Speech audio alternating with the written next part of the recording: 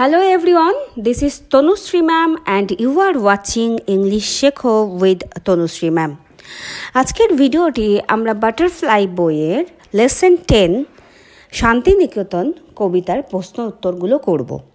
তো চলো শুরু করা যাক আজকের প্রশ্ন উত্তর অনুশীলনী পর্বটি।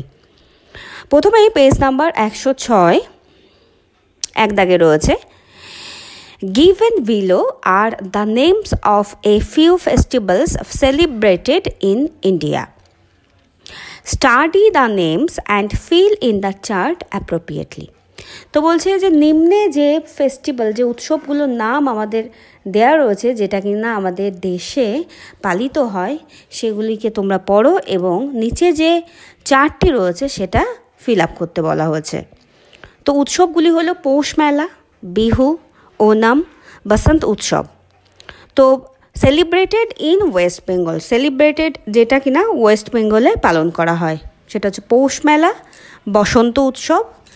আর সেলিব্রেটেড আউটসাইড ওয়েস্ট বেঙ্গলে অনুষ্ঠিত হয় বিহু, ওনাম। দুই দাগে রয়েছে you have mentioned two festivals celebrated in West Bengal. Where in West Bengal are they celebrated? Discuss with your friends. তো এখানে দুটি উৎসব যেটা কিনা পশ্চিমবঙ্গে পালন করা হয় সে দুটির নাম বলা হয়েছে। তো সেই দুটির নাম হচ্ছে পৌষ মেলা এবং বসন্ত উৎসব। আর এটা কোথায়, পশ্চিমবঙ্গের কোথায় পালন করা হয়? তো এটা পশ্চিমবঙ্গের বীরভূম শান্তিনিকেতনে কিন্তু পালন করা হয়ে থাকে। চলে যাব পৃষ্ঠা number 108 Activity 1. Write T for true and F for false statements in the boxes provided. যেটা সত্য হবে সেটা তোমাদের টি লিখতে হবে, যেটা মিথ্যা হবে সেটা এফ লিখতে হবে। তো প্রথমে স্টেটমেন্টটা রয়েছে এ স্টর্ম ওয়াজ ব্লোয়িং, ঝড় বইছিল।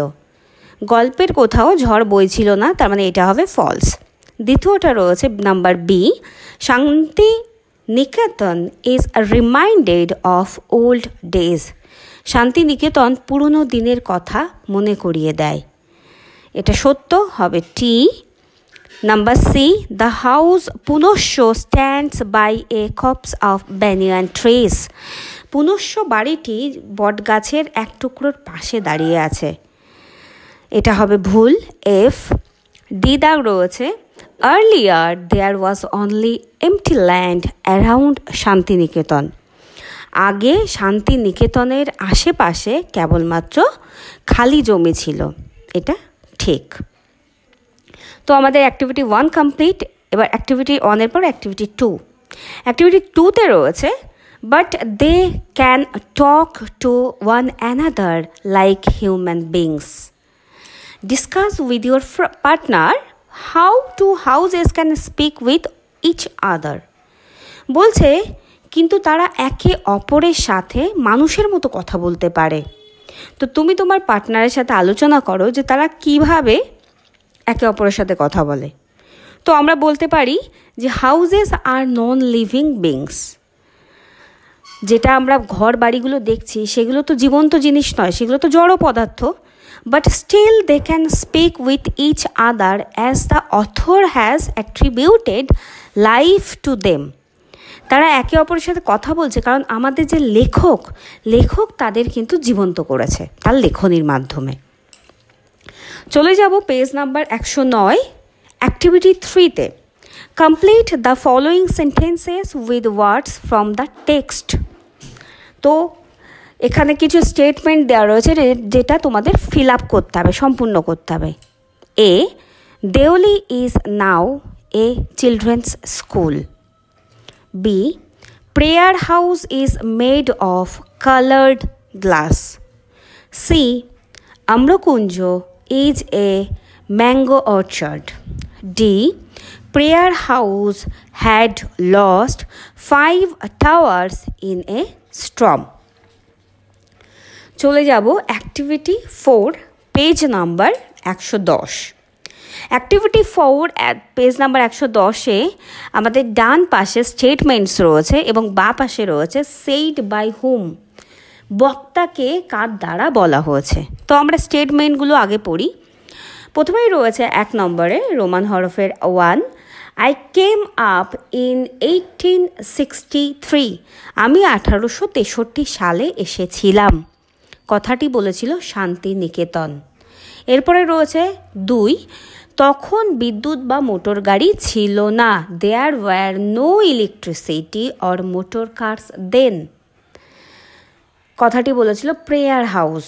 3 নম্বরে রয়েছে Rabindranath sat among my trees and wrote poems, Rabindranath আমার গাছের মাঝে বসে কবিতা লিখতেন। এটি বলেছে আম্রকুঞ্জ। এরপরে 4 নম্বরে রয়েছে there are beautifully curved figures on my walls, আমার দেওয়ালে সুন্দরভাবে খোদাই করা মূর্তি ছবি রয়েছে। এটা বলেছিল শ্যামলী, একটা মাটির ঘর, আর্থেন হাউস।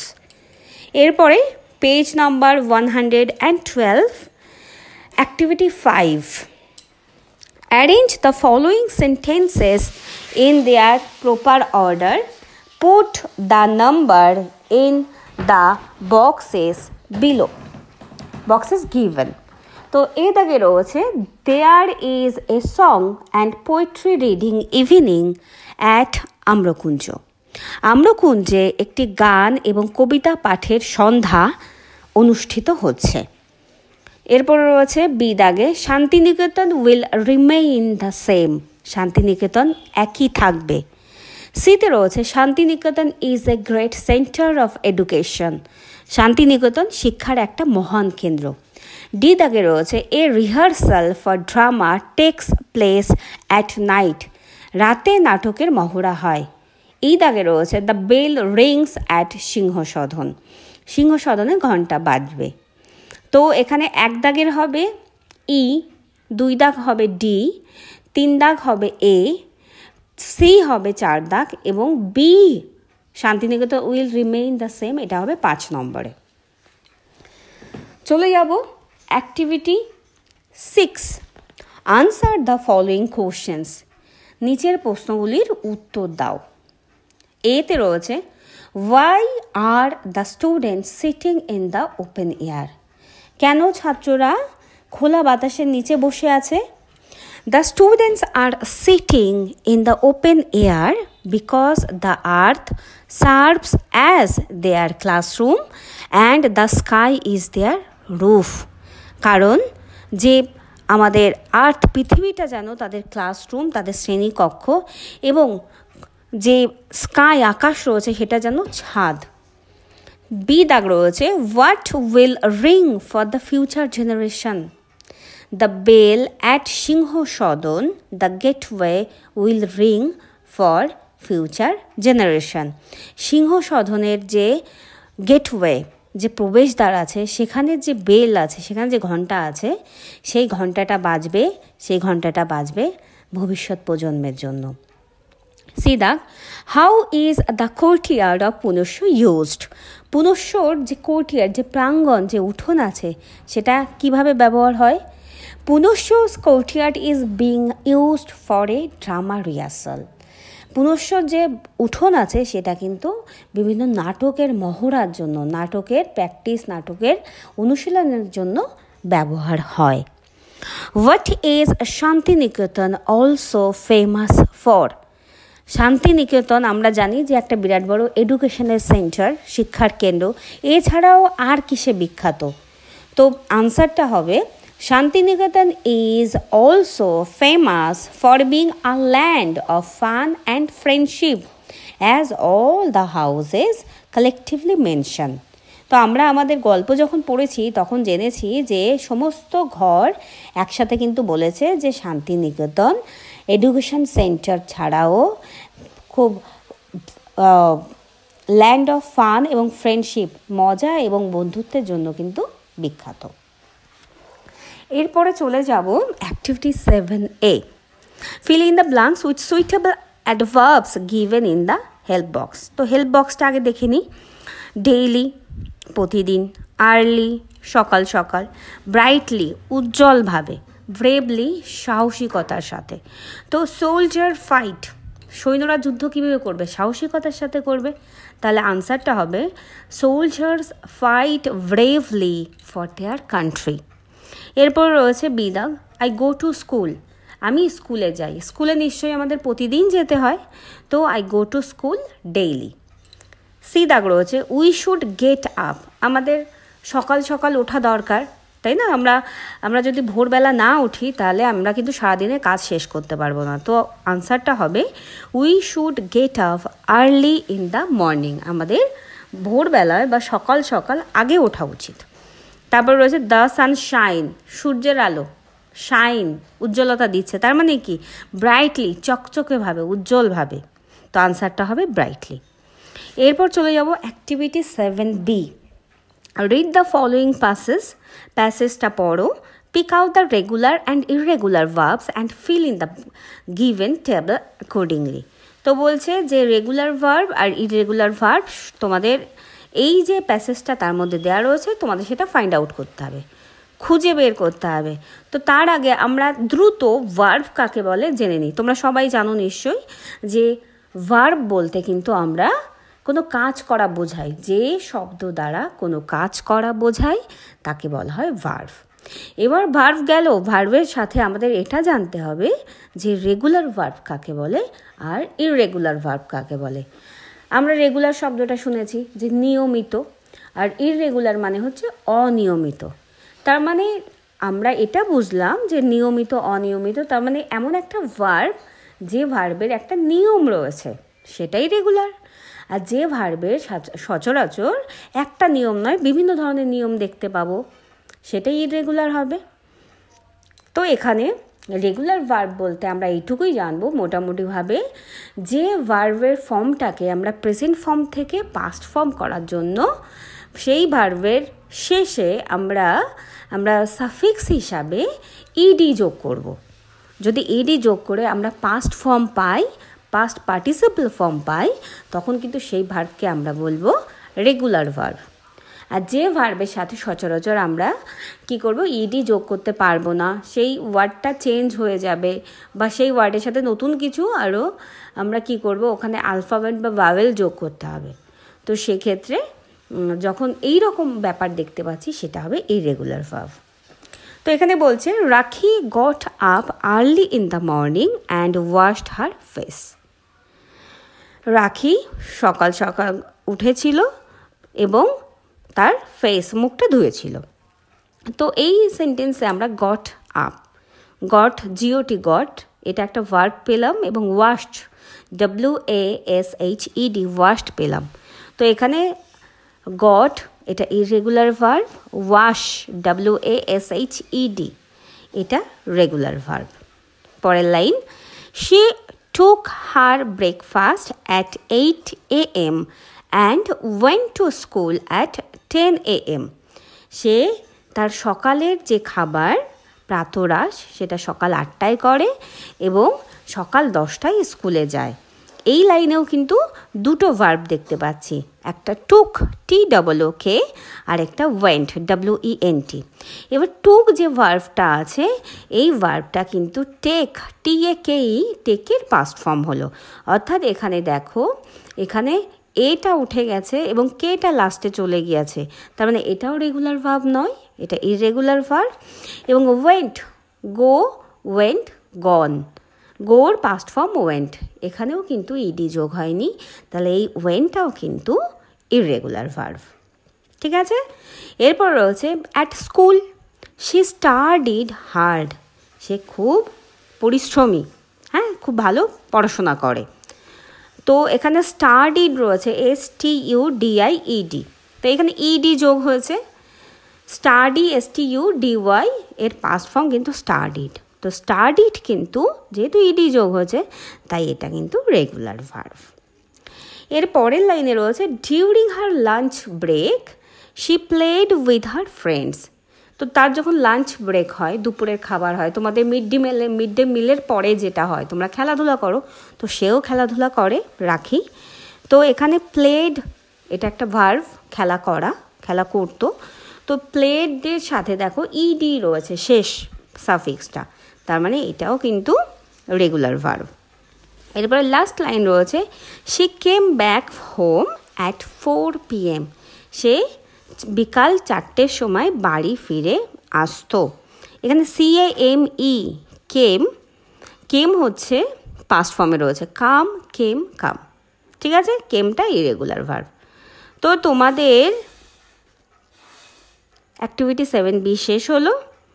এবার এই যে সেন্টেন্সগুলো তোমরা একটু খেয়াল করবে, এই সেন্টেন্সগুলো সব কিন্তু পাস্ট টেন্সে রয়েছে। এবার তোমাদের বলতে হবে যে এই যে পাস্ট টেন্সে রয়েছে, তোমরা জানো যে টেন্স 3 প্রকার, 3 প্রকার পর আবার প্রত্যেককে আবার 4 ভাগে ভাগ করা যায়।